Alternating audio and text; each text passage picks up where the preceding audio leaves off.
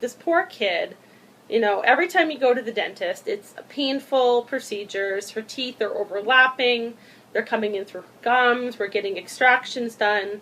And through all of these procedures, her mouth wasn't looking any better, right? The teeth still kept coming in crooked. Her palate at the top was very narrow.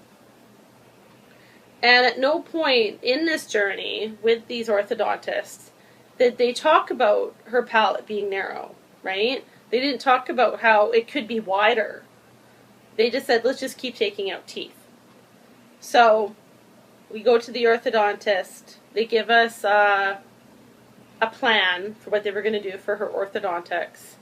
I looked at the plan and I was like, I don't know. It didn't really sit well with me. It made me feel like, okay, so we're just going to keep pulling teeth and then we're going to slap a bunch of hardware on there. It didn't really seem like it was fixing the problem, right? In dentistry, in orthodontics, you don't often go get a second opinion, right? Your dentist tells you what you need to do, and you go, oh, okay, blindly follow.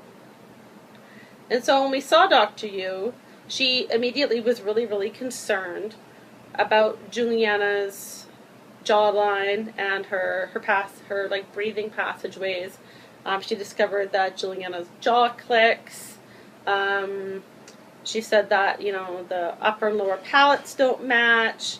She did an x-ray of her head and said that her airways were constricted and her jaw had moved and this was going to lead to more problems. And I was like, oh my goodness.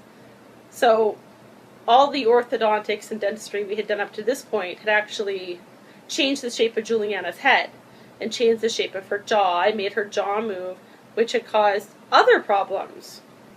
I guess I learned that there's more than one way to do things, and different dentists will have different opinions, but you don't really, as part of the general population, you don't know that there's different kinds of dentistry and that there's different kinds of orthodontic practices.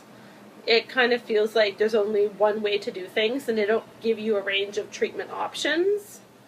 And I think that if people knew that they could ask, or if things could be done earlier when the child is younger, then a lot of this could be avoided.